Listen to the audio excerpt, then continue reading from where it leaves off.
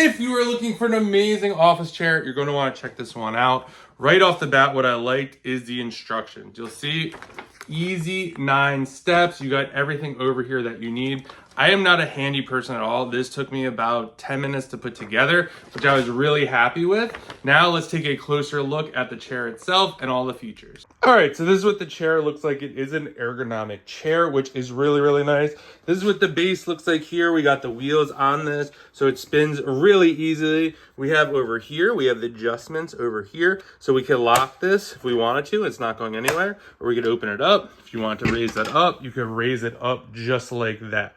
These arms right here, they go up, which is really, really nice. So you could have it free. If you just want one arm up or you want it both down, doesn't really matter. You got this nice back support right over here. Just really, really like this chair. You got this nice padding. It's super, super comfortable. When you compare sitting on this, it's just like a nice cushion. I kind of like it a lot better than leather. This is going to be about 26 by 26 by 43 on the height there.